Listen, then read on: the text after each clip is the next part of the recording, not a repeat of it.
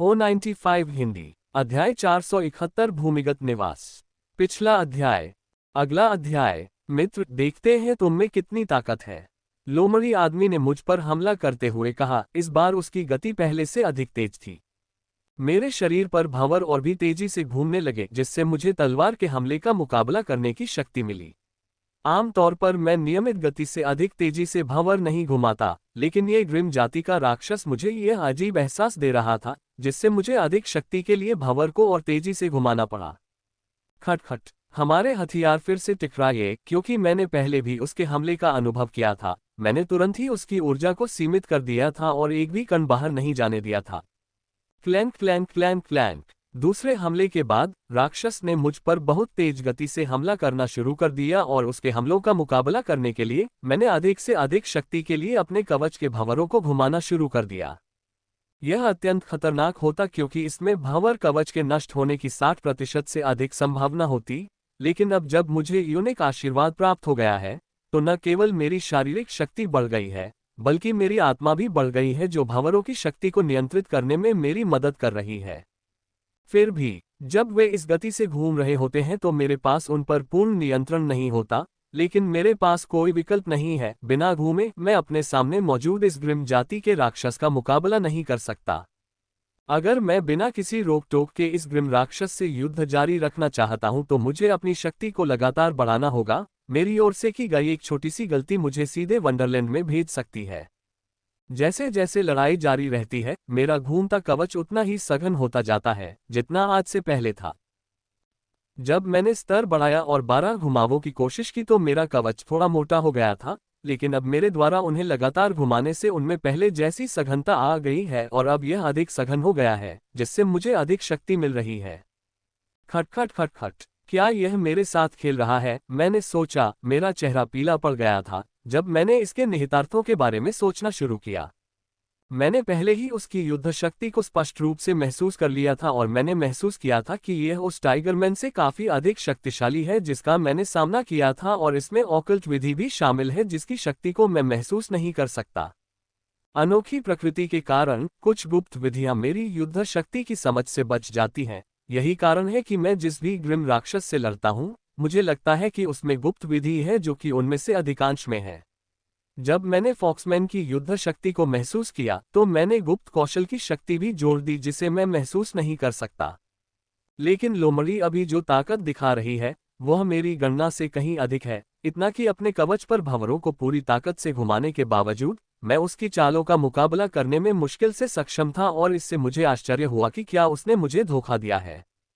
इसने निश्चित रूप से मेरे किलिंग रूल द्वारा दी गई युद्ध शक्ति की भावना को धोखा दिया है। यह मेरे अनुमान से कहीं अधिक शक्तिशाली है और अब मैं जानता हूं कि यह फॉक्समैन मुझसे कहीं अधिक शक्तिशाली है।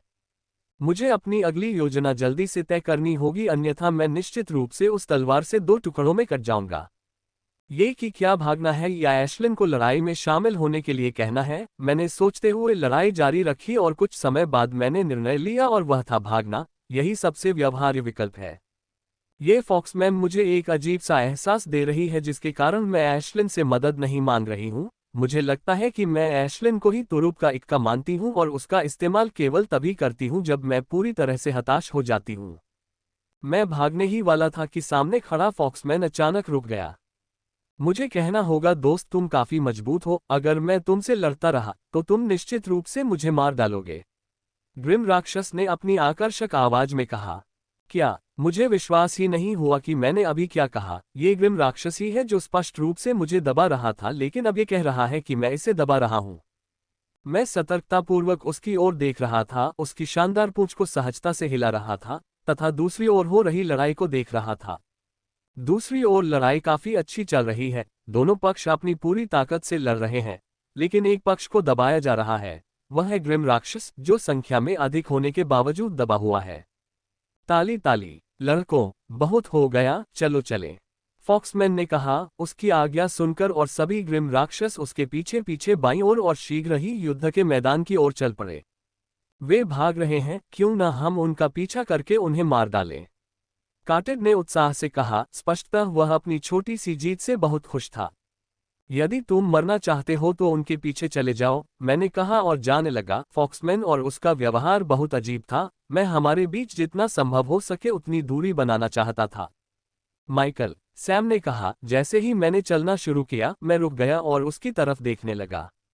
मुझे काफी हद तक अंदाजा था कि वह क्या चाहता है, लेकिन दुख की बात है कि वह मेरे जवाब से निराश होगा। माइकल, तुम हमारे साथ क्यों नहीं आते? हम 5 लोग एक साथ इस क्षेत्र में काफी सुरक्षित रहेंगे, सैम ने कहा। कोई दिलचस्पी नहीं है, मैंने कहा और चलते हुए कहा। इस खंडहर में एक टीम बनाना सबसे अच्छा विकल्प है, लेकिन सैम और उसकी टीम टीम बनाने के लिए उपयुक्त नहीं है। वे मेरी तुलना में बहुत कमजोर हैं, वे बोझ बन जाएंगे और मुझे धीमा कर देंगे। उनके साथ टीम बनाने से मुझे कोई प्रगति करने में मदद नहीं मिलेगी।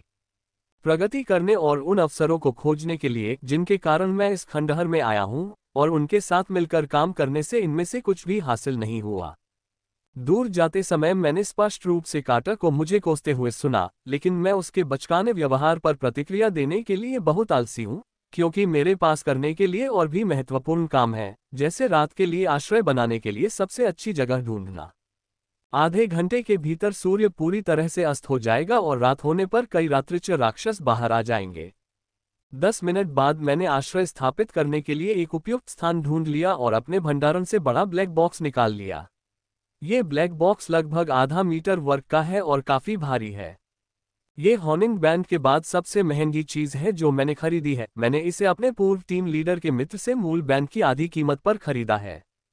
कई वरिष्ठ नागरिकों ने अपनी कई अनुपयोगी चीजें बाहर निकाल ली थीं जिन्हें वे बेचना चाहते थे, और मुझे और मेरे दोस्तों को हमारे पूर्व टीम लीडर की मदद से ये सभी चीजें खरीदने में काफी अच्छा सौदा मिला। ये black box peak night grade A board है। यह विशेष है क्योंकि इसका निवास जमीन के ऊपर न होकर जमीन के नीचे बना है। मैंने ब्लैक बॉक्स को सक्रिय किया और इसने जमीन पर हल्की सी भी आवाज या कंपन पैदा किए बिना समूह के अंदर ड्रिल करना शुरू कर दिया। यह जमीन के अंदर चला गया और मैंने करीब 5 मिनट तक कुछ भी नहीं सुना। उसके बाद जमीन में एक छोटा सा छेद बिना आवाज के खुल गया। वह छेद निवास के काफी अंदर है, लेकिन निवास में प्रवेश करने से पहले मैंने अपने भूमिगत निवास में प्रवेश करने से पहले सुरक्षा के लिए शिविर के चारों ओर छोटे कैमरे और सेंसर लगा दिए थे।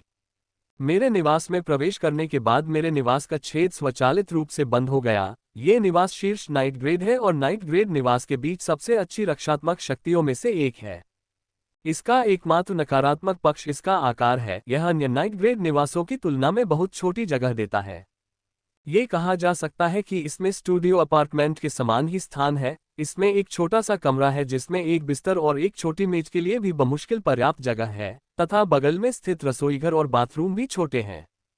इसमें एक और कमरा है जिसमें 1.5 वर्ग मीटर जगह है। इसका उपयोग किसी भी चीज के लिए किया जा सकता है, लेकिन ये स्थान कितना छोटा है, इसे केवल ध्यान के लिए ही इस्तेमाल किया जा सकता है। इस निवास की रक्षात्मक शक्ति इतनी अच्छी है कि यह 5 सितारा अभिजात वर्ग के हमलों का 1 घंटे से अधिक समय तक विरोध कर सकता है। इसलिए इस खंडहर में सबसे मजबूत प्राणी को भी इस निवास की रक्षा को तोड़ने में 1 घंटे से अधिक समय लगेगा। इस निवास में फंसने का कोई डर नहीं है। जब तक मैं इसे आदेश देता हूं, यह इस निवास के 100 वर्ग मीटर के भीतर मेरे बाहर निकलने के लिए गड्ढा खोद देगा। निवास में प्रवेश करने के बाद सबसे पहले मैंने स्नान किया। मेरे शरीर पर काफी गंदगी और सूखा खून जमा हो गया है। अब इसे साफ करने का समय आ गया है। नहाने के बाद मैंने नए कपड़े पहने और अपने स्टोरेज से राक्षस का मांस और खाना पकाने की सामग्री निकालनी शुरू कर दी। मैं बहुत भाग्यशाली हूं कि पूरे दिन में मैं कई राक्षसों से मिला और जिसने मुझे आज के खाने के बारे में काफी विकल्प दिए। मैंने राक्षस का एक मांस चुना और रात का खाना बनाना शुरू कर दिया। जब मैं रात का खाना बना रहा था तो एशलिन मेरे पास ही खड़ी थी और मेरी हर हरकत पर नजर रख रही थी। आमतौर पर जब मैं रात का खाना बनाती हूं तो वह रसोई में नहीं रहती थी, लेकिन आज वह बहुत खुश लग रही थी क्योंकि वह मेरे पास खड़ी होकर मुझे रात का खाना बनाते हुए देख रही थी। रात का खाना 1 घंटे के भीतर खत्म हो गया और हम दोनों ने पेट भर खाया, खासकर एशलिन ने जो छोटी सी मेज पर आंखें बंद करके लेटी हुई थी। एशलिन, पहले तुम सो जाओ, मैं तुम्हें 6 घंटे बाद जगा दूंगा, मैंने एशलिन से कहा। फ्रीवेब नॉवल कॉम चबाना, एशलिन ने जवाब दिया और अंदर ही सो गई। 3 बार इस खंडहर की गंभीरता ज्यादा नहीं लगी, लेकिन जब इसे घंटों तक अनुभव किया गया तो बहुत थकान महसूस हुई। मैं भी बहुत थका हुआ महसूस कर रहा हूं और सोना चाहता हूं, लेकिन सो नहीं पा रहा हूं क्योंकि मुझे सतर्क रहना है। इस क्षेत्र में कोई भी इससे अधिक सावधान नहीं हो सकता, कोई नहीं बता सकता कि कब क्या हो जाए। इसीलिए नजर रखना बहुत जरूरी है। जब एशलिन सो रही थी, मैं अपनी होलोवॉच पर एक कौशल का अध्ययन करते हुए स्क्रीन पर नजर रख रहा था। जब भी इंद्रियां मुझे सचेत करती तो मैं ऊपर देखता कि क्या हो रहा है।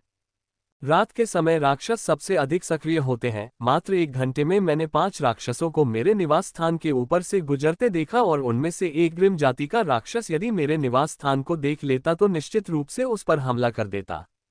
आखिरकार समाप्त, मैंने कहा और अपने होलोवॉच की विंडो बंद कर दी। ये तीसरा कौशल है जिसका मैंने शारीरिक कौशल और स्काईवॉकिंग कौशल के बाद पूरी तरह से अध्ययन किया है। इस गति का कुशलतापूर्वक अध्ययन करने से मेरी गति और भी अधिक बढ़ जाएगी। यदि मैं किसी खतरनाक ऊर्जा के सामने आऊं तो यह मुझे भागने में बहुत सहायक होगी। एक बार फिर सुरक्षा फीड को देखते हुए मैं बिस्तर से उठी और छोटे ध्यान कक्ष की ओर चल दी। ध्यान कक्ष में प्रवेश करते हुए मैंने सुरक्षा फीड को फिर से सक्रिय कर दिया है। चाहे मैं कहीं भी रहूं, मेरे सामने सुरक्षा फीड होनी चाहिए, अन्यथा मुझे तब तक कुछ भी पता नहीं चलता जब तक कि खतरा मेरे दरवाजे पर दस्तक नहीं देता। आग मेरे हाथों और पैरों पर दिखाई देने लगी, फिर भावर बनने लगे और जल्द ही उन्होंने आग को केंद्रित करना शुरू कर दिया, जिससे कवच और अधिक सघन हो गया। वर्तमान में घूमता हुआ कवच 1.5 इंच मोटा है, लेकिन पहले लड़ाई के दौरान यह 1.3 मीटर की अपनी पिछली मोटाई तक पहुंच गया था। अब मैं उस मोटाई तक पहुंचना चाहता था और देखना चाहता था कि क्या मैं इसे और भी मोटा बना सकता हूं। पहले पर्याप्त नियंत्रण प्राप्त किए बिना ऐसा करना संभव नहीं था, लेकिन अब आत्मिक ऊर्जा में प्रगति के साथ मैं ऐसा करने में सक्षम हो जाऊंगा। मैंने सभी 12 भावरों को नियमित गति से अधिक तेजी से घुमाना शुरू कर दिया, जो कि अग्नि कवच की 1.5 इंच की सघनता बनाए रखने के लिए आवश्यक था। भावर घूमने लगे और उनके घूमने के साथ ही कवच अधिक सघन होने लगा। एक क्षमता पर बेहतर नियंत्रण होना महत्वपूर्ण है, लेकिन इस भावर कवच को अधिक मजबूत बनाने के लिए अधिक आत्मिक शक्ति का होना भी उतना ही महत्वपूर्ण है। जब घूमता हुआ कवच 1.4 इंच की सघनता तक पहुंच गया तो मुझे कोई अनियमितता नहीं मिली, जिससे मुझे बहुत खुशी हुई। लेकिन जब कवच की सघनता 1.35 इंच तक पहुंच गई, तो उसमें थोड़ी सी अशक्तता दिखने लगी। हालांकि यह ज्यादा नहीं है, फिर भी यह कुछ तो है ही, क्योंकि कवच जितना सघन होगा यह उतना ही अस्थिर होता जाएगा। जो मैंने उम्मीद की थी वही हुआ। कवच जितना सघन होता गया, भावर उतना ही अस्थिर होता गया। यदि मैं आत्मिक शक्ति में आगे नहीं बढ़ता और मैंने भावर कवच के साथ अपने अनुभव के माध्यम से जो कुछ तरकीबें सीखी हैं, उनका उपयोग नहीं करता, तो भावर कवच निश्चित रूप से हवा में ही ढह गया होता। अपने कौशल और आत्मबल से मैं अपने कवच को 1.3 इंच तक सघन बनाने में सक्षम हो गया और अब मुझे विश्वास है कि मैं घुमावदार कवच का सघनता के साथ उपयोग कर सकता हूं। ऐसा करने में थोड़ा जोखिम होगा, लेकिन ये जो शक्ति प्रदान करेगा वह निश्चित रूप से उस जोखिम के लायक होगी और यह जोखिम हमेशा के लिए नहीं रहेगा। मुझे विश्वास है कि 1 या 2 सप्ताह में मैं इसे 100% विश्वास के साथ उपयोग करने में सक्षम हो जाऊंगा। मैंने अपने कवच पर और अधिक ध्यान केंद्रित करना जारी रखा, लेकिन जैसे जैसे मैं आगे बढ़ता गया, कवच उतना ही अस्थिर होता गया और अंततः कवच तब ढह गया जब इसकी सघनता मात्र 1.25 इंच तक पहुंच गई। मैंने बार बार कोशिश की, लेकिन मैं अपने कवच को 1.25 इंच से अधिक लड़ाकू नहीं बना सका। यह 1.25 इंच एक खाई बन गई थी जिसे पार करना बहुत कठिन था। मैंने 50 से अधिक बार प्रयास किया होगा, लेकिन मैं अपने घूमते कवच की सघनता को 1.25 इंच से नीचे कभी नहीं ले जा सका। मुझे ऐसा लगता है कि अगर मैं 1.25 इंच से नीचे जाने में सक्षम हो गया तो मेरे घूमते कवच की शक्ति में काफी वृद्धि हो जाएगी। जब यह विचार मेरे मन में आया तो मैंने उस सीमा को पार करने के लिए और अधिक प्रयास करना शुरू कर दिया, ताकि यह पता चल सके कि उस न पार की जा सकने वाली खाई के पीछे किस प्रकार की शक्ति छिपी है। मैं अपने अग्नि कवच के साथ पुनः प्रयास कर रहा था, तभी मैंने अपने होलोवाच से घंटी की आवाज सुनी। 6 घंटे पूरे हो गए। मैंने सोचा कि इसका मतलब है कि मैं अपने भावर कवच पर 4 घंटे से काम कर रहा हूं और इन 4 घंटों में मैंने 200 से अधिक बार कवच का निर्माण किया होगा, लेकिन एक बार भी मैं 1.25 इंच से नीचे जाने में सफल नहीं हुआ। मैं 1.25 इंच से नीचे नहीं गया, लेकिन इन सभी प्रयासों के बाद भावरों पर मेरा नियंत्रण थोड़ा बढ़ गया था, जिससे मुझे विश्वास हो गया कि जब तक मैं पर्याप्त नियंत्रण और आत्मिक शक्ति प्राप्त कर लेता हूं, मैं उस खाई को पार करने में सक्षम हो जाऊंगा। समय बीतता गया और इस खंडहर में प्रवेश किए हुए मुझे 8 दिन हो गए हैं और मैं कहना चाहूंगा कि ये 8 दिन काफी घटनापूर्ण रहे हैं। पहले दिन को छोड़कर मुझे कोई मौका नहीं मिला और ऊपर से पिछले 3 दिनों से मेरी किस्मत बहुत खराब चल रही थी। इन 3 दिनों में मुझे बहुत परेशान किया गया। अधिकांश समय वे राक्षस थे, लेकिन 3 बार ग्रिम राक्षस थे। सबसे खतरनाक 2 दिन पहले था जब ग्रिम जाति के राक्षस ने मेरा पीछा किया था। इसकी शक्ति 2 स्टार एलीट के काफी करीब थी। इसकी ताकत गिल्ड चैलेंज में 5वें चैलेंजर के बराबर होनी चाहिए।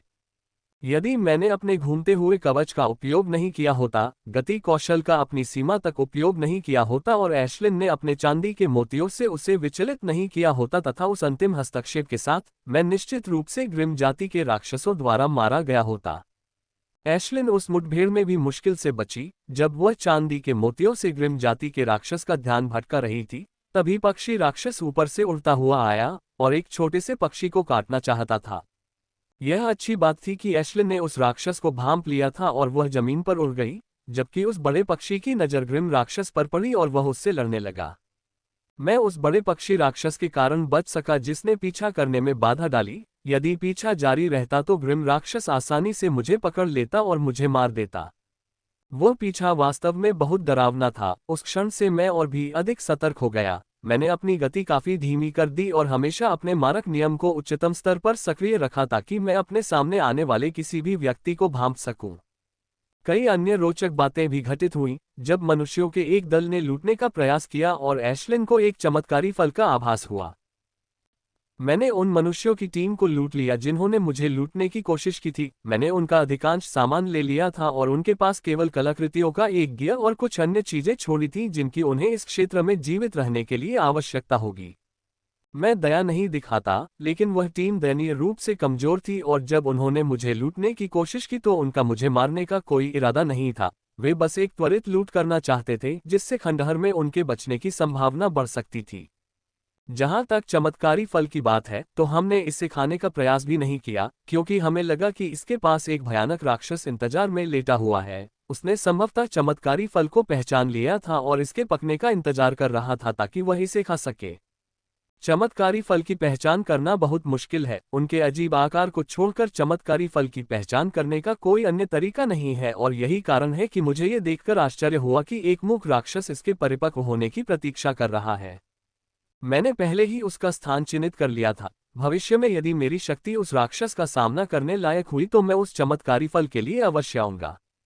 चमत्कारी फल बहुत दुर्लभ हैं और दुनिया के सभी राक्षसों में से केवल एक राक्षस में ही इसे पहचानने की क्षमता है और वह राक्षस साहसी लोगों के स्वर्ग में है और प्रत्येक साहसिक स्वर्ग शाखा में ये राक्षस होते हैं। यही कारण है कि होमवर्ल्ड में चमत्कारी फल को पाना बहुत कठिन है, क्योंकि सभी चमत्कारी फलों को एडवेंचरर्स पैराडाइज द्वारा नियंत्रित विशेष राक्षस द्वारा नष्ट कर दिया गया था।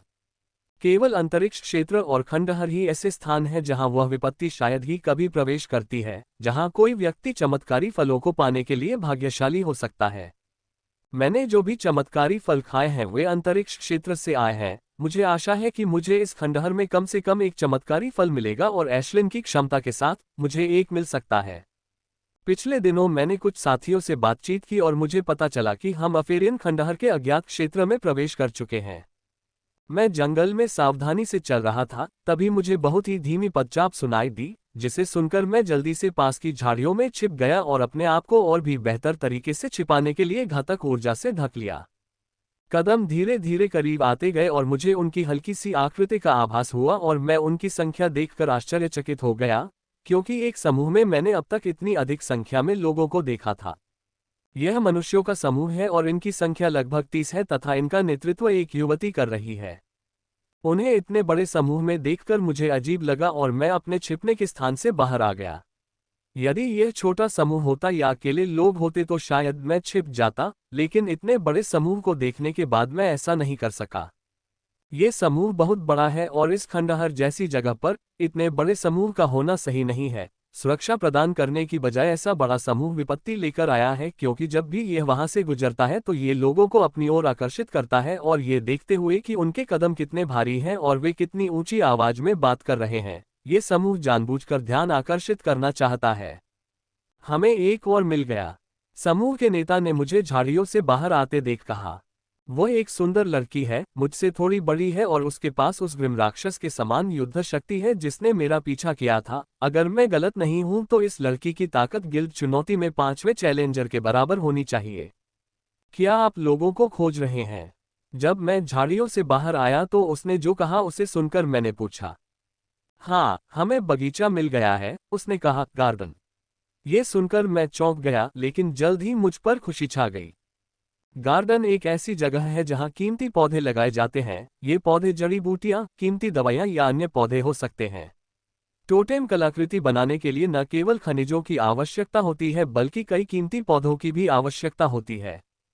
टोटेम कलाकृतियां पारंपरिक कलाकृतियों की तरह सरल नहीं हैं, वे शरीर के भीतर रहते हैं और उपयोगकर्ता की आत्मा का एक हिस्सा रखते हैं। मैंने पूछा, तो फिर तुम लोगों को क्यों खोज रहे हो?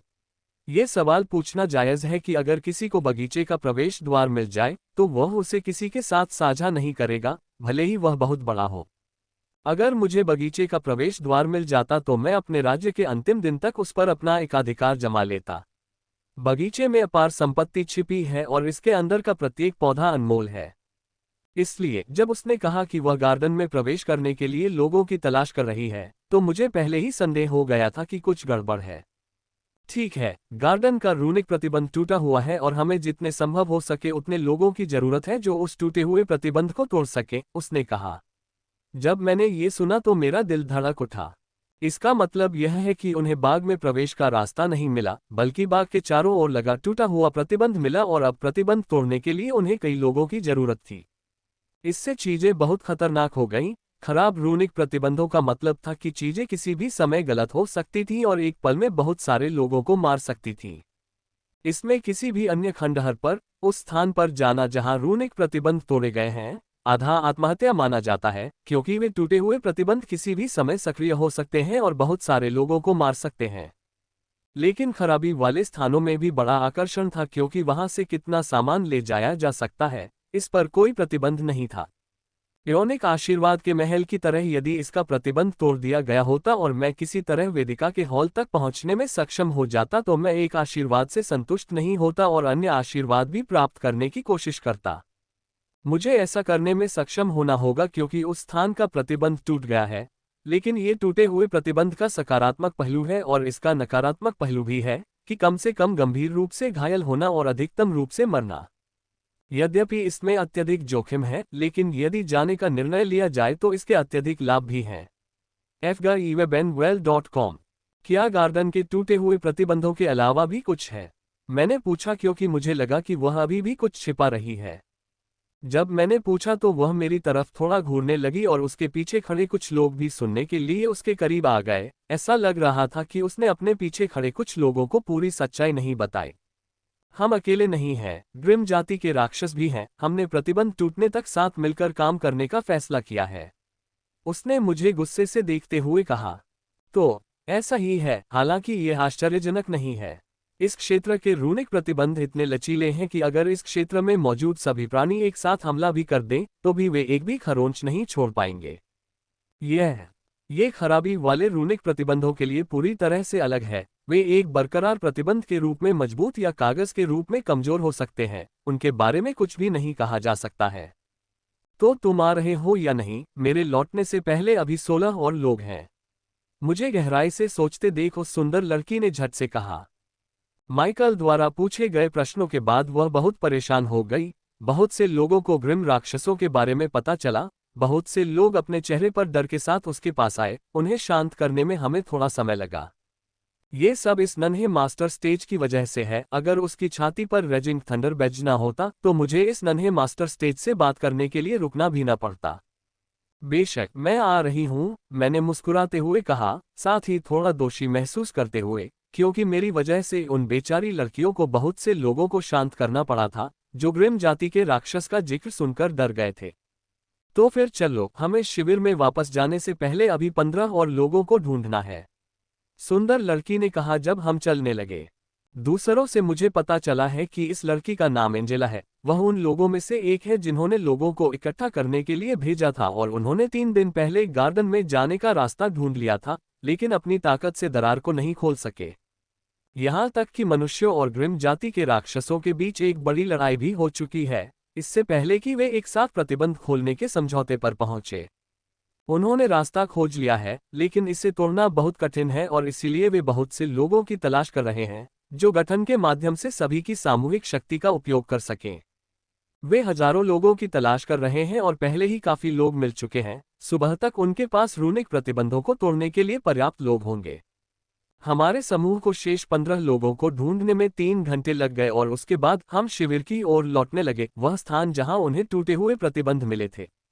जब हम शिविर में पहुंचे तो शाम हो चुकी थी। हम थोड़ा जल्दी पहुंच जाते यदि हमारा सामना राक्षसों के एक छोटे समूह से न होता जिन्होंने हमें देखते ही हमला करना शुरू कर दिया। हौंफना। मैं जोर से चौंक गया जब मैंने देखा कि शिविर कितना बड़ा है। मैं मदद नहीं कर सका लेकिन हौंफ रहा था। वहां पंक्तियों और व्यवस्थित निवास की तरह है। वहां हजारों निवास हैं और हजारों निवासों के लिए जगह बनाने के लिए काफी पेड़ धराशायी कर दिए गए थे। लेकिन इससे मैं आश्चर्यचकित नहीं होता, बल्कि जो चीज मुझे आश्चर्यचकित करती है वह है मानव शिविर के विपरीत स्थित शिविर, जो ग्रिम जाति के राक्षसों का शिविर है। उनका डेरा इंसानों के डेरे से 2 गुना बड़ा है और उनका घर हमसे कहीं ज्यादा आलीशान और बड़ा है। उनके घरों को एक नज़र देखने से ही पता चल जाता है कि उनके घर हमसे कई गुना बेहतर हैं। ग्रिम जाति एक बहुत ही उन्नत जाति है। यदि हमारी दुनिया ने उनके शक्तिशाली लोगों पर प्रतिबंध न लगाया होता तो सबसे कमजोर जनजाति का मध्यम स्तर का सदस्य भी हमारी दुनिया में प्रवेश करने में सक्षम होने पर हमारी दुनिया में सभी को खत्म करने में सक्षम होता।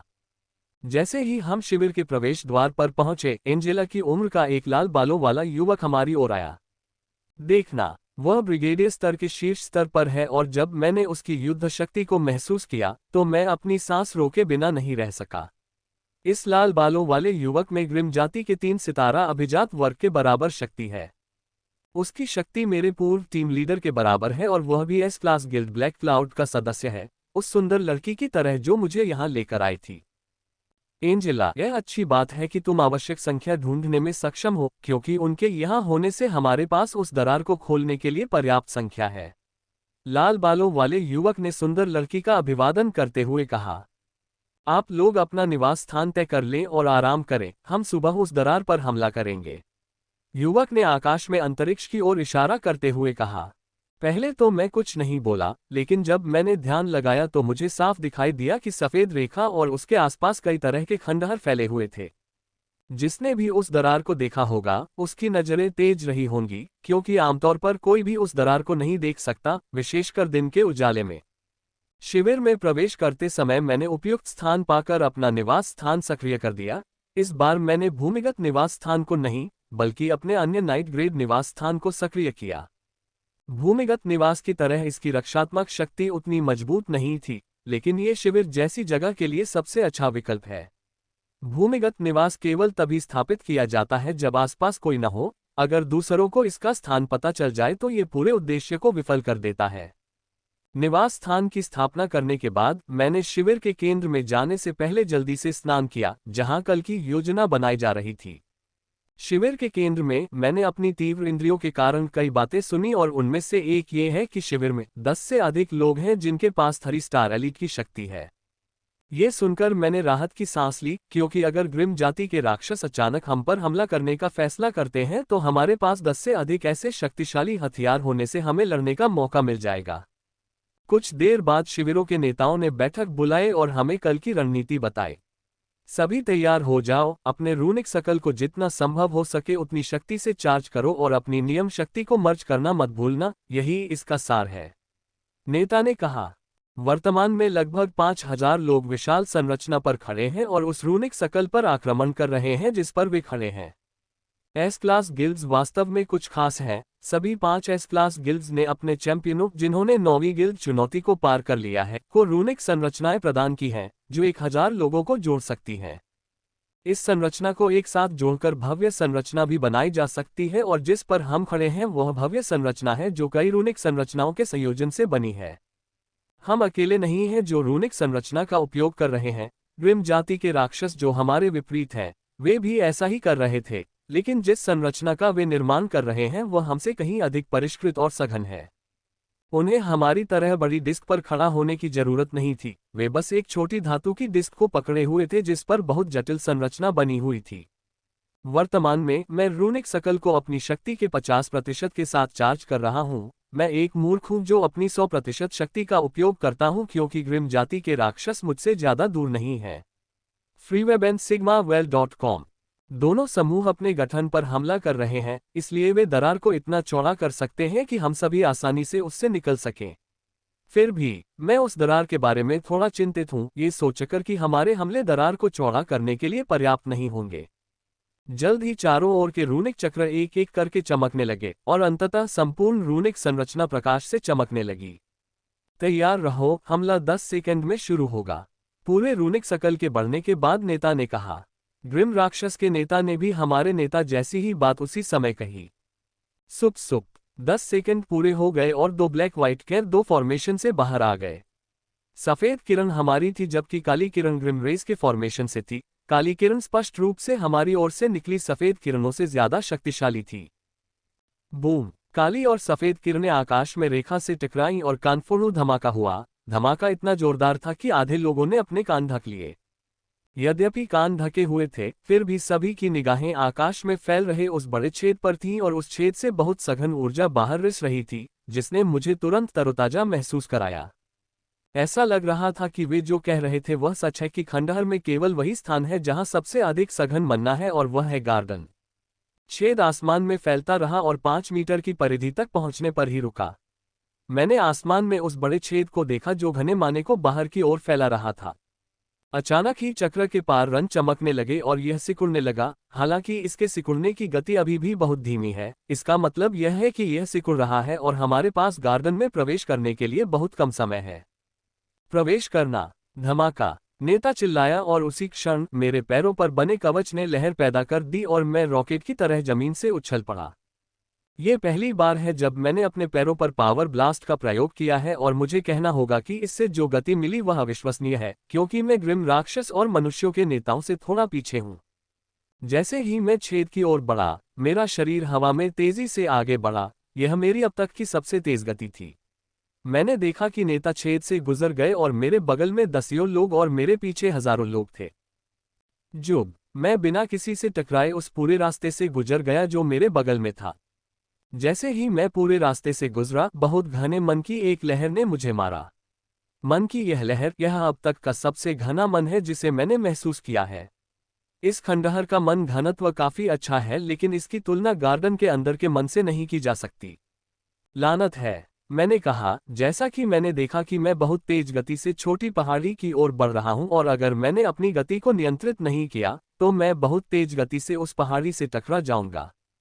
मेरे बगल में बैठे सभी लोग 2 सितारा अभिजात वर्ग या उससे ऊपर की शक्ति के विशेषज्ञ थे, लेकिन मैं नहीं हूं। मैंने ये गति उस विशेष विधि का उपयोग करके प्राप्त की थी जिसे मैंने पहले कभी नहीं आजमाया था और अब मुझे अपनी गति को नियंत्रित करने में बहुत कठिनाई हो रही है। मैंने ब्रेक के रूप में अपने स्काई वॉकिंग कौशल का उपयोग करना शुरू किया, लेकिन यह मुझे केवल थोड़ा धीमा करने में सक्षम था। अंततः ब्रेक के रूप में स्काई वॉकिंग कौशल का प्रयास करते समय कोई मौका नहीं देखकर मैंने भी खुद को जुर्माने के कोकून से ढकना शुरू कर दिया। मेरे रक्षात्मक कौशल, कवच प्रकार, टोटेम कलाकृति जो मैंने पहना हुआ है और अग्नि कोकून के साथ, मुझे आशा है कि इन तीनों की सुरक्षा मुझे अधिक गंभीर चोटों से बचाएगी। ये छोटी पहाड़ी से टकराने से पहले मेरे अंतिम विचार थे। टकराना। मैं छोटी पहाड़ी से टकराया और अगले ही पल मुझे अपने शरीर में चट चट की आवाज सुनाई दी, क्योंकि मेरी कई हड्डियां टूट गईं और मैंने खून की उल्टी कर दी। धिक्कार है। जब मुझे अपनी चोटों की गंभीरता का एहसास हुआ तो मैंने कोसा, दुर्घटना मेरी अपेक्षा से कहीं अधिक गंभीर थी और मुझे बहुत गंभीर चोटें आईं।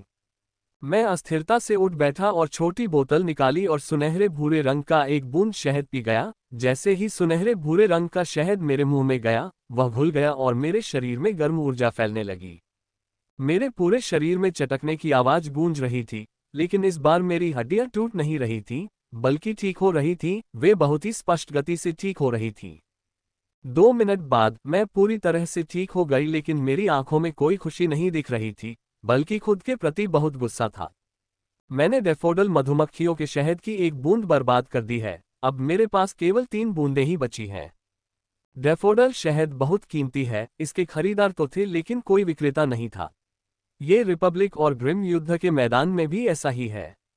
ये शहद रहस्यवादी औषधि है जो अपने ग्रेड से ऊपर के व्यक्ति की चोट को ठीक कर सकती है। यदि वर्तमान स्थिति बहुत खतरनाक नहीं होती तो मैं शहद की बूंद पीकर सामान्य औषधि का उपयोग करके ठीक नहीं होता। मनुष्य और ग्रिम जाति के राक्षस बहुत निकट हैं। पत्थर फेंकने जैसी छोटी सी बात भी चिंगारी जला सकती है और घातक संघर्ष शुरू कर सकती है, और दोनों समूहों के बीच संख्या को देखते हुए यह मनुष्यों के लिए नुकसानदेह होगा। मैं उठ गया और चारों ओर देखा तो पाया कि कुछ लोग मेरे चेहरे पर मुस्कान लिए हुए थे। ऐसा लग रहा था कि मैंने पहाड़ी पर गिरते समय खुद का बहुत बड़ा मजाक उड़ाया था। मैंने अपने गंदे कपड़ों को झाड़ा और आसमान की ओर देखा जो आधे से भी अधिक सिकुड़ गया था, लेकिन फिर भी हर सेकंड में बहुत से लोग बाहर आ रहे थे। सांस। मैं आसमान में छेद को देखकर आहें भरता हूं क्योंकि केवल आधे लोग ही गार्डन में प्रवेश कर पाएंगे जबकि अन्य लोगों ने हार मान ली है। 2 मिनट बाद छेद पूरी तरह से बंद हो गया और उसकी जगह सिर्फ एक छोटी सी दरार रह गई। जैसे ही छेद बंद हुआ, दो समूह एक दूसरे को दुश्मनी से देखने लगे, किसी भी पल लड़ने के लिए तैयार। O96 हिंदी अध्याय 476 चुपके से हमला। शत्रुता की कोई आवश्यकता नहीं है। आप लोग बाईं ओर जाएं, हम दाईं ओर जाएंगे। ये कैसा लग रहा है? हमारे नेता ने अचानक कहा कि शत्रुता अपने चरम पर है, यहां तक कि छोटी सी उकसावेबाजी भी पूर्ण संघर्ष का कारण बन सकती है। ठीक है, ग्रिम जाति के राक्षस नेता ने ठीक है कहने से पहले कुछ देर तक चुप खड़े रहे। सभी लोग बाईं ओर जा रहे हैं, चलो चलें, राक्षस के नेता ने कहा और उसने सभी ग्रिम जाति के राक्षसों को बाईं ओर चलने को कहा। आप लोग भी जाए, लेकिन ग्रिम जाति के राक्षसों से सावधान रहिएगा, हमारे नेता ने कहा और दाईं ओर चले गए। उन्हें जाते देख अन्य लोग भी तितर बितर होने लगे। जहां तक नेताओं द्वारा चुने गए पक्षों की बात है तो वह पूरी तरह से मजाक था। मैं देख सकता था कि कुछ ग्रिम राक्षस और मनुष्य एक दूसरे की ओर बढ़ रहे हैं। ये गार्डन इतना बड़ा है कि कुछ हजार लोग इसके लिए कुछ भी नहीं है। यदि हमने गार्डन में पूरा 1 वर्ष बिताया तो हम अधिकतम इसका 40% ही नष्ट कर पाएंगे। गार्डन में प्रवेश करने के बाद 2 उद्देश्य हैं। पहला है अधिक से अधिक कीमती पौधों को इकट्ठा करना, जबकि दूसरा है इस जगह से बाहर निकलने का रास्ता ढूंढना। हमने रूनिक संरचना की दरारयुक्त परत के माध्यम से प्रवेश किया है, इसलिए यदि हम इससे बाहर निकलना चाहते हैं तो हमें या तो बाहर निकलने के लिए पुनः छेद बनाना होगा या मूल निकास ढूंढना घास के ढेर में सुई ढूंढने के समान होगा। लेकिन किसी ने इस समस्या की परवाह नहीं की, क्योंकि यदि वे बाहर निकलने का रास्ता खोजने में असफल भी रहे तो भी उन्हें जाने का समय आने तक प्रतीक्षा करनी होगी, क्योंकि जब तक उनके साथ उनका घर वापसी का बैन रहेगा वे बाग से प्राप्त फसल के बराबर धन लेकर घर लौट सकेंगे। कुछ को छोड़कर सभी लोग कीमती पौधों की तलाश में क्षितिज पर गायब हो गए थे। अगर प्रतिबंध स्थिर होते तो ये सब करने की जरूरत नहीं पड़ती। कुछ परीक्षण होते और परीक्षण पास करने के बाद ही कोई कीमती पौधा चुन सकता था। जितना अधिक उच्चतर व्यक्ति परीक्षण में जाने में सक्षम होगा उतनी ही अधिक कीमती दवा मिलेगी, लेकिन अब प्रतिबंध पूरी तरह से टूट गए हैं और हमें किसी भी समय आने वाले किसी भी रूनिक प्रतिबंध से सावधान रहते हुए स्वयं ही दवा ढूंढनी होगी। दवा ढूंढना दूसरों के लिए एक समस्या हो सकती है, लेकिन मेरे लिए नहीं। यह मेरे लिए एक आश्चर्य की बात है। एशलिन, उसके पास कीमती दवा को महसूस करने की जन्मजात क्षमता है, इसलिए मुझे केवल रूनिक प्रतिबंध से सावधान रहना है। अगर सब कुछ ठीक रहा तो मैं बगीचे में सबसे ज्यादा दवाएं इकट्ठा करने वाला व्यक्ति बन जाऊंगा, मैंने मजाक में सोचा। एशलिन, मेरे कंधे पर बैठो और मुझे उस कीमती पौधे की दिशा बताओ जिसे तुमने मानसिक रूप से महसूस किया है। मैंने मानसिक रूप से एशलिन से कहा और उसे बाहर जाने दिया। अगर एशलिन की अनोखी क्षमता की खबर यहां तक पहुंच गई तो हम दोनों का भाग्य मौत से भी बदतर हो जाएगा। इसलिए यह जरूरी है कि एशलिन एक सामान्य राक्षस की तरह व्यवहार करे और मुझे सारा काम करने दे। वह बस मेरे कंधे पर बैठ जाए और मुझे बताए कि वह किस कीमती दवा की दिशा में जा रही है जिसे वह मानसिक रूप से महसूस कर रही है। चबाओ चबाओ, एशलिन ने सकारात्मक स्वर में कहा जब वह मेरे कंधे पर आए। तो हमें कहाँ जाना चाहिए? मैंने पूछा और कुछ ही सेकंड बाद उसने मुझे सामान्य दिशा बता दी। मैंने समय बर्बाद नहीं किया और उस दिशा की ओर बढ़ना शुरू कर दिया जो एशलिन ने बताई थी, और यह भी अच्छी बात है कि उसने जो दिशा बताई थी वह मनुष्यों की तरफ है। मैं ठीक उसी समय ग्रिम जाति के राक्षस की तरफ प्रवेश नहीं करना चाहता था। जब सीमाएं विभाजित हो गई थीं, मैं उनकी तरफ प्रवेश करने से पहले दोपहर तक इंतजार करना चाहता था ताकि उस समय तक ग्रिम राक्षसों को चारों ओर बिखरने का समय मिल जाए। रक्त की गंध वाले फल, मैंने कहा। आधे घंटे बाद जब मैं उस पेड़ के पास पहुंचा जहां 3 पीले रंग के फल लटक रहे थे जिनसे रक्त की हल्की गंध आ रही थी। यही कारण है कि इन फलों को रक्त गंध वाले फल नाम दिया गया है। मैंने उन्हें पेड़ से सावधानीपूर्वक तोड़ा और उन्हें अपने भंडारण में संग्रहित करने से पहले विशेष चिकित्सा कंटेनर में रखा। रक्त लाल फल एक बहुत ही कीमती रासायनिक घटक है, जैसा कि इसका नाम सूची में उल्लेखित है, जो मध्य महाद्वीप से आया है। एडवेंचरर्स पैराडाइज द्वारा दी गई चीजों की कई सूचियां हैं, लेकिन 3 सबसे कीमती हैं और 3 सूचियों में से 2 केंद्रीय महाद्वीप से आई हैं, जबकि यह स्थानीय है। प्रत्येक सूची में हजारों चीजों का उल्लेख है और प्रत्येक घटक कीमती है। मैं बहुत भाग्यशाली हूं कि मुझे एशलिन जैसा साथी मिला है जो ऐसी कीमती सामग्रियों को पहचान सकता है, अन्यथा मैं भी अन्य लोगों की तरह कीमती पौधों को खोजने के लिए ग्रेडन के हर कोने की खोज कर रहा हूं। एशलिन इस स्तर के घटक को प्राथमिकता दें, इससे कोई फर्क नहीं पड़ता कि वे ग्रिम राक्षसों की तरफ हैं। मैंने एशलिन को मानसिक रूप से बताया। उसने मानसिक रूप से पुष्टि की और मुझे अगले पौधे की ओर ले जाने लगी। हमें जो पौधा मिला वह बहुत कीमती नहीं था, लेकिन उसे इकट्ठा करना जरूरी था। ऐसे ही कुछ घंटे बीत गए और दोपहर हो गई। मुझे और एशलिन को कीमती पौधों की खोज शुरू करते हुए 5 घंटे हो चुके थे और हमें वे 4 पौधे मिल गए थे जिनका उल्लेख 3 बड़ी सूचियों में किया गया था और 13 कम कीमती पौधे भी। यह एक बहुत ही भरपूर फसल है, जिसमें 3 बड़ी सूचियों में उल्लिखित 4 कीमती पौधे प्राप्त हुए हैं। यदि अन्य लोगों को ये पता चल जाए तो वे अत्यधिक ईर्ष्यालु हो जाएंगे, यहाँ तक कि वे लोग भी जिनके पास 3 स्टार एलीट की शक्ति है, वे भी ईर्ष्यालु हो जाएंगे। मैंने अभी अभी 12 कम कीमती जड़ी बूटियां भी इकट्ठी की थीं और अब अगले पौधे की ओर बढ़ रहा हूं जिसे एशलिन ने महसूस किया था। अब तक मैं भाग्यशाली रहा हूं कि मुझे वह पौधा नहीं मिला जो प्रतिबंधित है। मैं उन पौधों से दूर रहने की योजना बनाता हूं यदि उन पर रूनिक प्रतिबंध बहुत कड़े हैं। मैं सिर्फ एक कीमती पौधे के लिए अपने जीवन को खतरे में नहीं डालना चाहता। फिर 3 घंटे बीत गए। इन 3 घंटों में एशलिन ने मुझे कई कम कीमती पौधे खोजने में मदद की, हालांकि शीर्ष 3 सूचियों में कोई भी पौधा नहीं मिला था। खैर, यह आश्चर्य की बात नहीं है कि हमें शीर्ष 3 सूचियों में पौधे नहीं मिले हैं। यदि ये पौधे अत्यंत दुर्लभ नहीं होते तो वे शीर्ष 3 सूचियों में नहीं होते। यदि एशलिन नहीं होती तो मुझे कुछ ही घंटों में 4 सबसे कीमती पौधे नहीं मिल पाते। चबाओ चबाओ, एशलिन उत्साह से चहक रही थी, मुझे बता रही थी कि कीमती पौधा बहुत पास है। उसकी उत्साहित चहचहाहट सुनकर मैं खुश भी थी और दुखी भी। खुश इसलिए क्योंकि मुझे एक और कीमती पौधा मिल गया था और दुखी इसलिए क्योंकि एशलिन उसमें से अपना हिस्सा लेने जा रही थी। उसे सभी पौधे पसंद नहीं आए, लेकिन जो भी उसे पसंद आया वह उसे ले लेती है। अरे, मुझे उसे एक फल भी देना है जो उसे पसंद है और जिसका उल्लेख शीर्ष 3 सूची में किया गया था। यह अच्छा था कि ऐसे 4 फल थे और उसने केवल एक की मांग की। मोटा बैंगनी पत्ता, मैंने आश्चर्य से कहा क्योंकि इस पौधे का नाम भी शीर्ष 3 की सूची में है। मैं तेजी से उसकी ओर बढ़ा, लेकिन जैसे ही मैंने पहला कदम रखा, मुझे अचानक जीवन के लिए खतरा महसूस हुआ। इतनी तीव्र अनुभूति हुई कि मैं तुरंत पूरी ताकत से पीछे हट गया। टकराना। जिस स्थान पर मुझे उड़ा दिया गया था वहां एक छोटा सा गड्ढा बन गया था। यदि वह तीर मुझे लग जाता तो कम से कम मैं गंभीर रूप से घायल हो जाता और अधिक से अधिक मेरी मृत्यु हो जाती। वह तीर इतना शक्तिशाली था। चले जाओ छोटे कमीने, तुम्हें ऐसे कीमती पौधे को छूने का कोई अधिकार नहीं है। मैंने सुना और देखा कि वह विशालकाय आदमी मुझ पर धनुष साधे हुए है और उसका धनुष सक्रिय है। इसका मतलब है कि उसे मुझ पर तीर छोड़ने के लिए बस प्रत्यंचा छोड़नी है। उस आदमी का शरीर गठीला था पर कद छोटा था। ऊपर से वह बेवकूफ लग रहा था और उसने एक बहुत ही नाजुक चांदी के रंग का धनुष पकड़ रखा था। अगर मैं गुस्से में उबल नहीं रहा होता तो उसे देखकर निश्चित रूप से जोर से हंसता। मैंने इसे सबसे पहले पाया, इसलिए तुम्हें भाग जाना चाहिए। मैंने शांत भाव से मांसल तीरंदाज की ओर देखते हुए कहा, जबकि तलवार मेरे हाथ में थी, जबकि घूमता हुआ कवच धीरे धीरे मेरे शरीर पर बनने लगा था। चूंकि हमारे बीच लगभग 50 मीटर की दूरी है, इसलिए मैं उसकी युद्ध शक्ति या स्तर को नहीं समझ सका, लेकिन यदि पहले के हमले से कोई संकेत मिलता है तो वह मेरे समान या मुझसे थोड़ा अधिक शक्तिशाली होना चाहिए। तुम में हिम्मत है छोटे कमीने, देखते हैं कि मैं तुम्हें नीचे गिराने से पहले तुम मेरे कितने तीरों को चकमा दे सकते हो।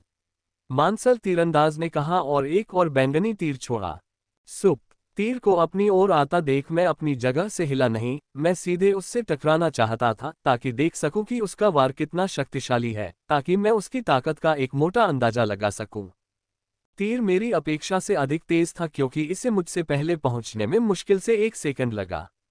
इसमें नियम शक्ति और दूसरा स्तर शामिल है। खटखट, धप धप, मैंने अपनी तलवार तीर पर अड़ा दी। लेकिन जैसे ही मैंने ऐसा किया, मुझे अत्यधिक बल और मजबूत पवन शासन शक्ति मेरे शरीर में टूटती हुई महसूस हुई। अगर मैंने अपनी दोनों शासन शक्तियों को तुरंत इसके खिलाफ नहीं चलाया होता, तो मैं बहुत घायल हो जाता। फिर भी मेरी शासन शक्तियों का उपयोग करना पर्याप्त नहीं था, मुझे बल का प्रबंधन करने के लिए कई कदम पीछे हटना पड़ा। अब डर गए, पर बहुत देर हो चुकी है। मैं तुम्हें थोड़ा सबक सिखाकर छोड़ देता, पर तुमने मेरे खिलाफ खड़े होने की हिम्मत की। रॉय, इसके लिए तुम्हें कीमत चुकानी पड़ेगी, उसने कहा और एक के बाद एक तीर छोड़ने लगा।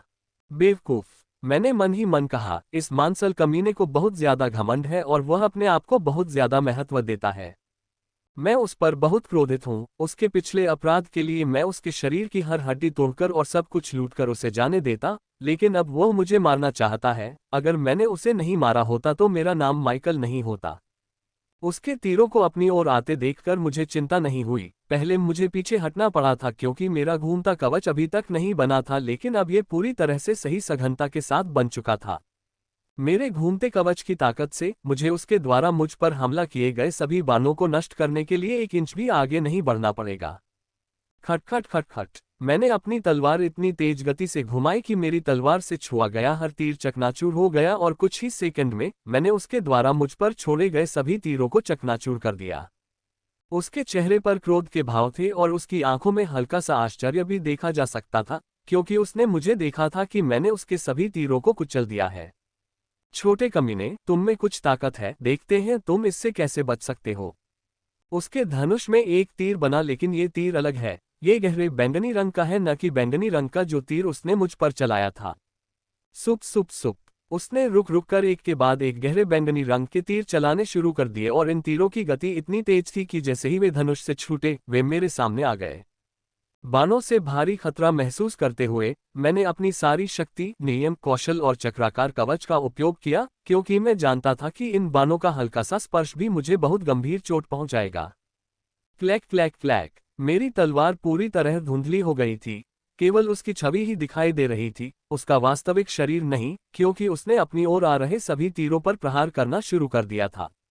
इन तीरों को कुचलने के लिए न केवल गति की आवश्यकता है, बल्कि शक्ति की भी आवश्यकता है, क्योंकि इनमें से प्रत्येक में वारहैमर के वार के समान शक्ति है। अगर मेरे शरीर, खासकर मेरे हाथों की रक्षा करने वाला घुमावदार कवच न होता, तो मेरे हाथ एक गहरे बैंगनी तीर से अलग हो जाते। खटखट खटखट, उसने मुझ पर तीर चलाना बंद नहीं किया। उसका हर तीर पहले से अधिक शक्तिशाली और तेज होता। ये तगड़ा आदमी एक बेवकूफ की तरह लग सकता है जो केवल सरल हमले ही कर सकता है, लेकिन वह एक बहुत ही चतुर और चालाक आदमी है। मुझे यकीन है कि उसके बेवकूफ चेहरे को देखकर कई लोग उसकी वजह से अपनी जान गंवा देते। उनका हर बाण मेरी कमजोरी पर निशाना साध कर छोड़ा जाता है और बीच बीच में वे बाणों की वर्षा के बीच एक कमजोर और एक मजबूत बाण छोड़ देते हैं। आर्चर को अपनी टीम में रखने से मुझे पता चला कि यह एक उन्नत तीरंदाजी कौशल है जिसके लिए वर्षों अभ्यास की आवश्यकता होती है। मैंने राहेल को इसका प्रयोग करते देखा है और जब उसने हमें बताया कि इसे सीखने में उसे केवल 13 महीने लगे तो वह बहुत गर्वित हुई। यदि मेरे स्थान पर कोई अन्य इन बाणों का सामना कर रहा होता तो वह निश्चय ही इतनी कुशलता से घायल हो जाता, परंतु मैं नहीं, क्योंकि मेरा मारण नियम मुझे प्रत्येक बाण की शक्ति मापने में मदद करता है, इसलिए मैं पूर्ण बल के साथ उसका प्रतिकार कर सकता हूं। इसलिए यदि वह हर तीर की शक्ति बदल भी दे तो भी मेरे लिए ज्यादा फर्क नहीं पड़ेगा और जितना अधिक समय तक चलेगा, मेरे लिए जीतना उतना ही अधिक फायदेमंद होगा। तीर छोड़ते समय विशालकाय तीरंदाज मुड़ा और भागने लगा। यह इतना अचानक हुआ कि मुझे युद्ध में आए इस अचानक परिवर्तन को देखने का मौका ही नहीं मिला। क्या वह भाग रहा है? अपने आप को भाग्यशाली समझो, अगली बार जब मैं देखूंगा तो तुम बचने के लिए इतने भाग्यशाली नहीं होगे, मानसल आदमी ने भागते हुए कहा। उसकी गति इतनी तेज है कि अगर मैंने पावर ब्लास्ट नहीं किया तो मेरे लिए उसे पकड़ना असंभव होगा, लेकिन मैं पावर ब्लास्ट का उपयोग नहीं कर सकता। मैं इसे नियंत्रित करने में सक्षम नहीं था, लेकिन मुझे चिंता नहीं है क्योंकि वह 1 या 2 सेकंड में मर जाएगा। जैसा कि मैंने कहा कि मानसल तीरंदाज ने अचानक ढाल को सक्रिय कर दिया और अपने सिर को बचाने के लिए आधे रास्ते में ही उसकी सारी गति रुक गई और वह जमीन पर गिर पड़ा। कुछ सेकंड बाद एशलिन बहुत ऊंचाई से उड़ती हुई आती है और शक्तिशाली तीरंदाज के मृत शरीर पर विजयी भाव से बैठ जाती है। जब मानसल आदमी ने मुझ पर हमला किया तो एशलिन मेरे कंधे से दूर उड़ गई और मेरे आदेश की प्रतीक्षा कर रही थी। जैसे ही वह भागने लगा, मैंने एशलिन से उसे मार डालने के लिए कहा। सिर के बावजूद मरा। मैंने कहा, जब मैंने मांसल तीरंदाज के शरीर को देखा तो एशलिन के चांदी के अग्निमोती ने सीधे उसके सिर पर वार किया, जिससे उसका मस्तिष्क पिघल गया और एक ही वार में उसकी मौत हो गई। उसके चेहरे पर डर और अनिच्छा के भाव साफ देखे जा सकते थे। अगर इस बेवकूफ ने मुझे मारने के इरादे से हमला नहीं किया होता तो वह अभी भी जमीन पर पड़ा होता, बस बहुत सारी टूटी हड्डियों के साथ जीवित होता। अच्छी लड़की। मैंने एशलिन की प्रशंसा की और उसके शरीर पर मौजूद सभी कीमती चीजें निकालना शुरू कर दिया, जिसमें कलाकृतियां, भंडारण और कुछ अन्य चीजें शामिल थीं। ये धनुष उनकी टोटेम कलाकृति प्रतीत होता है। मैंने सोचा, क्योंकि यह अभी भी उतार चढ़ाव भेज रहा था, हालांकि समय बीतने के साथ यह कमजोर हो रहा है, लेकिन वे ये बताने के लिए पर्याप्त हैं कि धनुष उनकी टोटेम कलाकृति थी। लानत है। जब मैंने धनुष के स्तर को महसूस किया तो मैं खुद को कोसने से नहीं रोक सका। यह मांसल आदमी ब्रिगेडियर स्तर पर था, इसका मतलब है कि धनुष ब्रिगेडियर ग्रेड और मध्यम स्तर का था। ये व्यावहारिक रूप से बेकार है। ग्रिम युद्ध के मैदान में केवल नाइट ग्रेड आर्टिफैक्ट ही इसके लायक है। मेरे पास अब जो भी आर्टिफैक्ट हैं वे भी नाइट ग्रेड के हैं। धनुष को बाद में बेचने के लिए रखते हुए मैंने उसके द्वारा पहने गए अन्य कलाकृतियों का एक एक करके निरीक्षण करना शुरू किया और जैसा कि मैंने उम्मीद की थी, वे सभी नाइट ग्रेड 1 हैं। ठीक है, यह अच्छा है, मैंने खुशी से कहा। उसकी सभी कलाकृतियां निम्न स्तर और मध्य नाइट ग्रेड की थीं, लेकिन उसके जूते अप्रत्याशित रूप से पीक नाइट ग्रेड के थे। नाइट ग्रेड आर्टिफैक्ट में प्रत्येक ग्रेड के बीच का अंतर हजारों मैना क्रिस्टल का अंतर होता है और यही कारण है कि मैंने जो उच्चतम ग्रेड आर्टिफैक्ट लाया वह मिड नाइट ग्रेड में था। इन पीक नाइट ग्रेड जूतों को पाने के लिए उसने काफी कीमत चुकाई होगी। कोई आश्चर्य नहीं कि उसकी गति इतनी तेज थी। मैंने बिना समय बर्बाद किए अपने चमकदार नए काले जूते पहन लिए और उनकी गति का परीक्षण करना चाहता था, लेकिन उससे पहले मुझे उसके भंडारण की जांच करनी थी। उसके भंडारण में कई चीजें हैं और उनमें 10,000 से अधिक मैना क्रिस्टल शामिल हैं। यदि आज मेरे पास जो पौधे हैं उन्हें छोड़ दिया जाए तो उनके पास जो पौधे हैं उनका मूल्य मेरे पास मौजूद पौधों से कहीं अधिक है, तथा जहां तक पौधों की बात है तो उनके पास केवल एक ही पौधा है जो कि कम कीमती है। मैंने सभी सामान अपने भंडार में रख दिया और हम अगले पौधे की ओर बढ़ गए जिसे एशलिन देख रही थी। ये जूते वाकई बहुत अच्छे हैं, मैंने कहा। वे बहुत हल्के हैं और मेरी रूल शक्तियों के साथ उनका तालमेल वाकई बहुत अच्छा है, खासकर सनफायर। जब मैंने उन्हें सनफायर से चार्ज किया तो ऐसा लगा जैसे मैंने उनमें रॉकेट ईंधन डाल दिया है, क्योंकि इससे मेरी गति बहुत बढ़ गई। आमतौर पर मैं आर्टिफैक्ट का नाम नहीं रखता क्योंकि वे इतने प्रभावशाली नहीं होते। एकमात्र आर्टिफैक्ट जिसका मैंने नाम रखा है वह मेरी तलवार है। यह पहला टोटेम आर्टिफैक्ट था जो मुझे मिला था और यह नाइट ग्रेड वाला भी था, लेकिन अब इन बूटों से मुझे मिलने वाली गति वृद्धि को देखते हुए मैंने इसका नाम रखने का फैसला किया।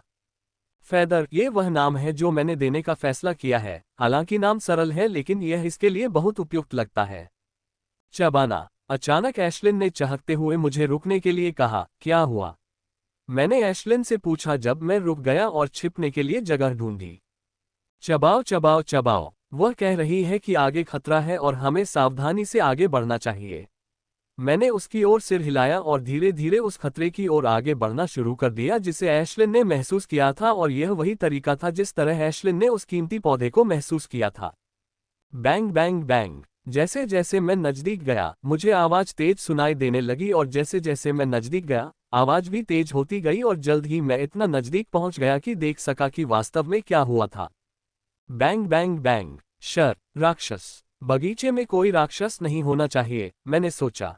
बगीचा वह जगह है जहां से एकमात्र प्लांट बाहर निकलता है, लेकिन वहां स्पष्ट रूप से एक राक्षस है और यह राक्षस इस खंडहर में मौजूद बाकी राक्षसों से स्पष्ट रूप से अलग है। ये राक्षस तो मात्र मध्य स्तरीय साजन स्तर का है, लेकिन इसकी युद्ध शक्ति स्पष्ट रूप से मुझसे कहीं अधिक है। जब से मैंने नियम शक्ति को समझा है, मैंने कभी भी किसी राक्षस को मेरे जैसी युद्ध शक्ति के साथ नहीं देखा है जो मुझसे बहुत कम शक्तिशाली है, लेकिन ये राक्षस स्पष्ट रूप से एक चरण नीचे है, लेकिन इसकी युद्ध शक्ति मुझसे अधिक है। ये राक्षस स्पष्ट रूप से असामान्य है। जहां तक गार्डन में राक्षसों के आने की बात है तो मैंने जब सोचा कि हम कैसे आए तो मैंने ज्यादा नहीं सोचा था। हमें जो दरार मिली है वो एकमात्र दरार नहीं होनी चाहिए, वहां कई दरारें होनी चाहिए और ये राक्षस किसी बड़ी दरार से ही घुसे होंगे। जहां तक इस बात का प्रश्न है कि वे यहाँ कितने समय से हैं, मैं वास्तव में नहीं बता सकता। वे कई दिन पहले आए होंगे या कई वर्ष पहले, मैं वास्तव में नहीं बता सकता। Bang bang bang. शार, ये काले हरे रंग का वाइपर है जो लगभग 5 से 6 मीटर लंबा और 1.5 मीटर चौड़ा है, जिससे ये छोटा दिखता है और इसकी लंबाई भी थोड़ी अधिक होनी चाहिए। यह असामान्य काले हरे रंग का वाइपर रूनिक प्रतिबंध पर हमला कर रहा है, क्योंकि प्रतिबंध के अंदर दो खूबसूरत काले फूल हैं जिनसे हल्की काली धुंध आती देखी जा सकती है। डाकमिस्ट फूल। मैं लगभग चिल्ला पड़ा, ये ब्लैक मिस्ट बहुत कीमती है, उन 4 कीमती पौधों से भी ज्यादा कीमती जो मैंने पहले पाए हैं। यह इतना कीमती है कि इसे सभी शीर्ष 3 सूचियों में पहले 100 में उल्लेखित किया गया है। कोई आश्चर्य नहीं कि यह उस पर बेतहाशा हमला कर रहा है। ऐसा कहा जाता है कि डाकमिस्ट फूल राक्षसों में छिपी रक्त रेखा को जगाने के लिए राक्षस के लिए बहुत महत्वपूर्ण है। @oval_com। दुख की बात है कि राक्षस के लिए इसका कोई उपयोग नहीं है, क्योंकि एशलिन स्पेशियस के पास कोई उच्च स्तर का राक्षस नहीं है जो कि वह रक्तरेखा है जिसे वह जगा सकती है, लेकिन मुझे अभी भी यह ब्लैकमिस्ट फूल प्राप्त करना है क्योंकि यह आसमान छूती कीमत पर बिकेगा। फूल को ढकने वाले प्रतिबंध पर पहले से ही सैकड़ों दरारें बन चुकी हैं। ये कुछ ही मिनटों में प्रतिबंध को पूरी तरह से तोड़ने में सक्षम होगा। एशलिन, क्या तुम्हें लगता है कि अगर तुम और मैं मिलकर इस राक्षस से लड़े तो हम इस राक्षस को हरा पाएंगे? मैंने एशलिन से पूछा। चबा चबा, एशलिन ने सकारात्मक रूप से चहकते हुए कहा। मैंने अपने कान हिलाए। ये छोटी चिड़िया हमेशा लड़ाई के लिए तैयार रहती है। मुझे एक बार फिर असामान्य ब्लैक ग्रीन वाइपर की युद्ध शक्ति का एहसास हुआ और मेरा मूड गंभीर हो गया। ये वाइपर मुझसे बहुत अधिक शक्तिशाली है और बहुत कम संभावना है कि हम इसे हरा सकें। यदि हमें इसे हराना है तो हमें अपना सर्वस्व न्योछावर करना होगा, अन्यथा हम इससे बुरी तरह पराजित हो जाएंगे। यहाँ तक कि यदि हम इसका कोई भी हमला सीधे तौर पर झेल ले तो हम मर भी सकते हैं। हमलावर शक्ति प्रतिबंध पर हमला करते समय दिखाई दे रही है, बहुत भयावह है और एक वाइपर होने के नाते इसमें घातक जहर होना चाहिए। अपने मन को युद्ध में झोंकने के बाद मैंने अपने घूमते हुए कवच को बुलाया और कुछ ही मिनटों के बाद वह मेरे शरीर पर पूरी तरह से बन गया। इसके साथ ही मैं अपने छिपने के स्थान से बाहर आ गया। मैंने अभी 2 कदम ही आगे बढ़ाए थे कि अचानक असामान्य वाइपर ने मुझ पर हमला करना बंद कर दिया और मेरी ओर देखा और बिना किसी चेतावनी के अपना मुंह खोले बिजली की गति से मेरी ओर आया। संभवतः उसका इरादा मुझे एक ही बार में पूरा निगल जाने का था। ये वाइपर वास्तव में असामान्य है, मैंने सोचा, क्योंकि मैंने इसे धीमी गति से मेरी ओर आते देखा। यहाँ तक कि मुझे भी, जिसके पास मारने का नियम है, इसके वास्तविक शरीर को देखने में समस्या हो रही थी। अच्छी लड़की, मैंने एशलिन से कहा कि जैसे ही वाइपर मेरे पास पहुंचने वाला था, एशलिन ने अपने चांदी के अग्नि मोतियों से उस पर हमला कर दिया। जब मैं अपने छिपने के स्थान से बाहर आया तो एशलिन भी हवाई हमला करने के लिए उड़ गई थी। जब एशलिन ने अपने चांदी के अग्नि मोतियों से उस पर हमला किया तो वह जोर से चिल्लाई, लेकिन दर्द और गुस्से में चीखने के अलावा वह कुछ और नहीं कर पाए।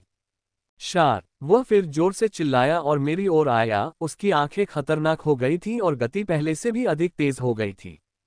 ये तो बहुत गुस्सा हो गया।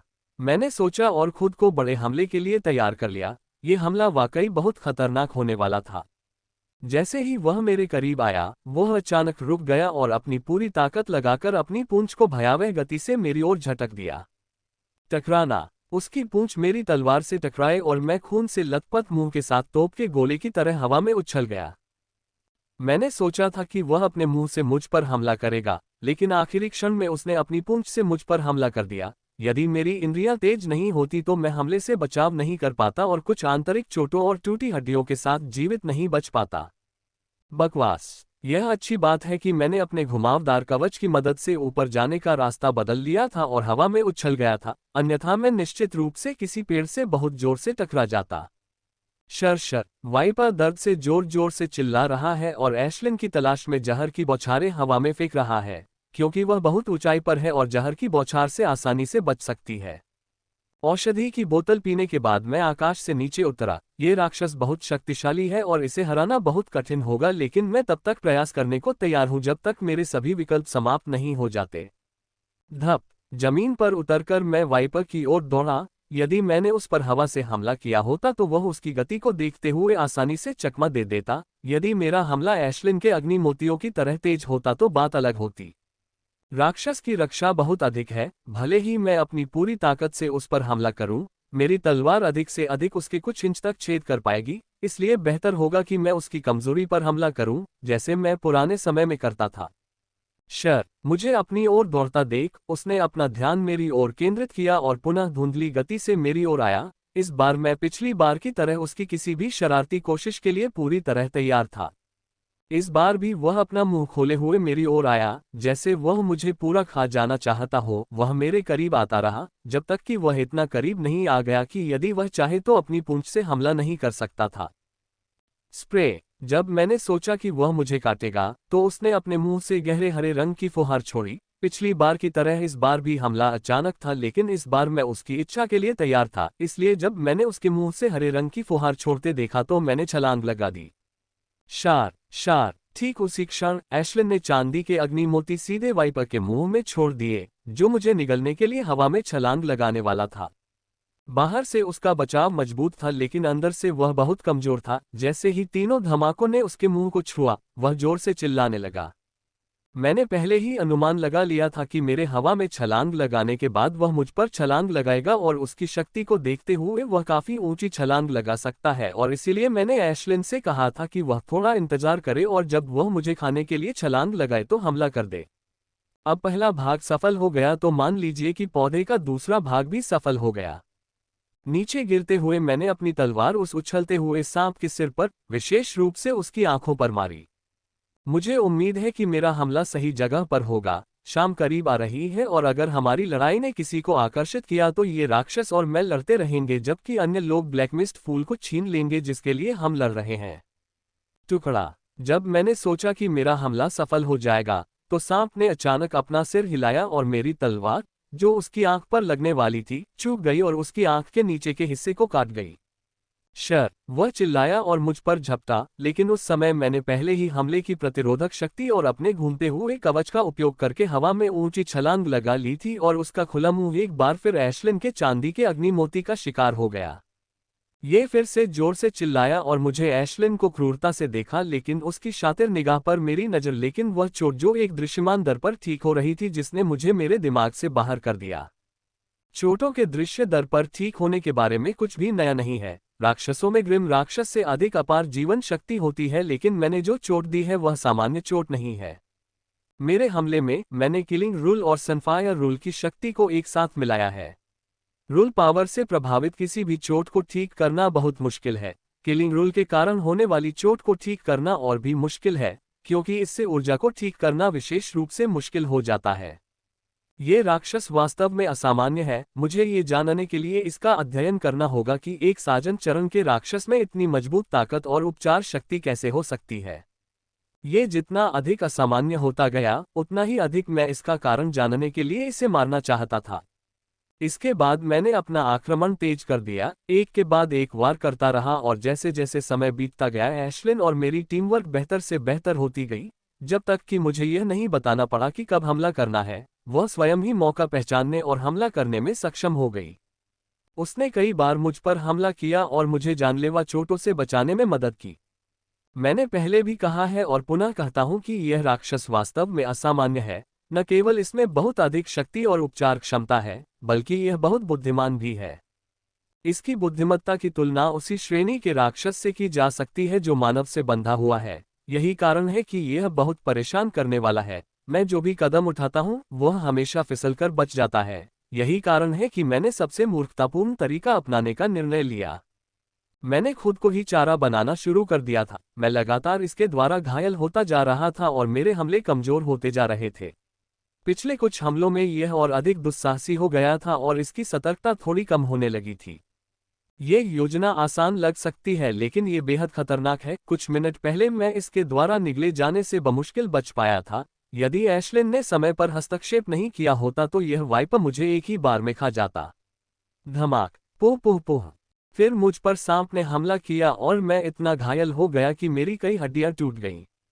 जैसे ही मैं जमीन पर स्थिर हुआ, मैंने पाया कि वह धुंधली गति से मेरी ओर आ रहा है। इस बार उसकी आंखें पहले से भी अधिक खतरनाक लग रही थीं। ऐसा लग रहा था जैसे उसने इस हमले में मुझे मार डालने का निर्णय कर लिया है। मैं इस पल का लंबे समय से इंतजार कर रहा था। मैंने उस राक्षस के लिए काफी बुरी मार झेली थी और अपने हमलों की शक्ति को कम करता रहा ताकि वह मुझसे सतर्क न रहे। मेरे खिलाफ उसकी सतर्कता को हटाना आसान नहीं था। कई बार मैं मुश्किल से मारा गया था, लेकिन अब मेरी सारी मेहनत रंग लाने वाली थी। ये देखकर कि मैं उसके हमलों से बचाव करने में मुश्किल से सक्षम हूं, उसने मेरे खिलाफ अपनी सतर्कता पूरी तरह से खो दी थी। अब उसने मुझे एक ही वार में मार डालने के लिए अपनी सारी शक्ति का प्रयोग करने का निर्णय कर लिया है। मैं इसी क्षण का इंतजार कर रहा था। मुझे इस राक्षस को मारने का केवल एक ही मौका मिलेगा। अगर मैं इसे मारने में सक्षम नहीं हुआ तो ये भाग जाएगा या मेरे खिलाफ बहुत सतर्क हो जाएगा। उस समय इस राक्षस को मारना बहुत कठिन होगा। जैसे ही वह मेरी ओर आया, एशलिन मुझ पर हमला करती रही। जैसा कि यह सामान्य था और हमले को सहन करने के बावजूद एशलिन की अग्निमोती, वह जरा भी नहीं चिल्लाए और मुझ पर आती रही। शार, जैसे ही वह मेरे करीब आए, उसने अपना मुंह चौड़ा खोल दिया। उसने सीख लिया था कि अपना मुंह हमेशा खुला रखना अच्छा नहीं होता, अन्यथा एशली एन के छोटे मोती मुंह को जला देंगे। वह अपना मुंह खोले हुए आया और ठीक उसी क्षण मेरे घूमते हुए कवच पर एक लहर उठी जब मैंने अपनी सबसे शक्तिशाली चाल पावर ब्लास्ट का प्रयोग किया। मैंने वाइपर की तरफ रॉकेट की तरह वार किया। मेरी स्पीड इतनी तेज थी कि वाइपर को समझ ही नहीं आया कि क्या हुआ। वो भागना चाहता था लेकिन उसकी स्पीड इतनी तेज थी कि वो चाहकर भी अपनी गति को रोक नहीं पाया। पुच्छी टकराना freewebandwell.com। मेरी तलवार ने सांप के सिर को पूरी तरह छेद दिया और मैंने तलवार में वह बिंदु छोड़ दिया जिसे मैंने उस समय से ही छोड़ दिया था जब तलवार से मेरी लड़ाई शुरू हुई थी। मैं अधिक आश्वासन के लिए वाइपर की आंखों में तलवार घुसाना चाहता था, लेकिन इतनी गति में तलवार को नियंत्रित करना बहुत कठिन है और यह गति भी बहुत उपयोगी साबित हुई, क्योंकि केवल पावर ब्लास्ट द्वारा प्रदान की गई गति और शक्ति के साथ ही मैं वाइपर की अत्यंत कठिन सुरक्षा को भेदने में सक्षम हो पाऊंगा। टकराना। जैसे ही मैंने उस नरकंकाल को छोड़ा, उसकी आंखों की रोशनी पूरी तरह गायब हो गई और अगले ही पल मेरा शरीर एक सांप के शरीर से टकरा गया। पोह पोह पोह। जैसे ही मैंने उठने की कोशिश की, मुझे खून की उल्टी होने लगी। मैं इस संघर्ष से अछूता नहीं रहा। इस वाइपर को मारने के लिए मुझे भारी कीमत चुकानी पड़ी। झड़प से पहले ही मैं काफी घायल था और झड़प के बाद तो और भी ज्यादा घायल हो गया हूं। पहली बार मैं सीधे वाइपर से टकराया था जब मैंने अपनी तलवार उसमें घुसा दी थी और दूसरी बार मैं सांप के शरीर के साथ पेड़ से टकराया था। मेरी कई हड्डियां टूट गईं और मेरी त्वचा कई जगहों से फट गई। यह अच्छी बात है कि मेरा शरीर अच्छा है, नहीं तो मैं इस संघर्ष के बाद मौत के मुंह में चला जाता। मैंने किसी तरह औषधि की कुछ बोतलें निकाली और उन्हें एक एक करके पीना शुरू कर दिया। जैसे ही मैंने औषधि पी, मेरे शरीर में एक गर्माहट सी महसूस होने लगी, जिससे धीरे धीरे मेरी चोट ठीक होने लगी। मैं पेड़ के सहारे लेट गया और अपनी आंखें बंद कर ली। इस टकराव ने मेरी सारी ऊर्जा पूरी तरह खत्म कर दी है। यह अच्छी बात है कि जब तक मैं ठीक हो जाऊंगा तब तक मेरी चोट ठीक हो जाएगी, मेरी ऊर्जा भी फिर से भर जाएगी। समय बीतता गया और 1 घंटे बाद मेरी चोटें अपेक्षाकृत ठीक हो गईं। आसमान पूरी तरह से अंधेरा हो गया था। अगर हत्या नियम न होता तो मैं कुछ भी नहीं देख पाता, क्योंकि आज आसमान में न तो तारे हैं और न ही चांद। शिक। मैं उठा और वाइपर के सिर से अपनी तलवार निकाली। वाइपर के सिर पर तलवार के छोटे से घाव को छोड़कर वाइपर पूरी तरह ठीक लग रहा था। देखो, मैंने अपनी तलवार पर लगे वाइपर के खून को जला दिया और कुछ ताज़ा मांस के लिए सांप को काटना शुरू ही किया था कि तभी मुझे वह परिचित अनुभूति हुई कि वाइपर के जले हुए खून से रिस रहा है और उसी क्षण मुझे इसकी असामान्यता का कारण समझ में आ गया। मैं इतना मूर्ख हूं कि यह सरल कारण नहीं सोच सकता कि गार्डन ही वाइपर की असामान्यता का कारण है। गैडेन में इस क्षेत्र के सबसे कीमती पौधे हैं और इसके पहले के व्यवहार को देखते हुए, जब ये ब्लैकमिस्ट फ्लावर के आसपास के रूनिक प्रतिबंधों को तोड़ने की कोशिश कर रहा था, इतनी ताकत पाने के लिए इसे बहुत सारे कीमती पौधे खाने चाहिए थे। और जब मैंने सोचा कि इस सांप ने कितने सारे कीमती पौधे खाए होंगे, तो मेरी जीभ में पानी आ गया।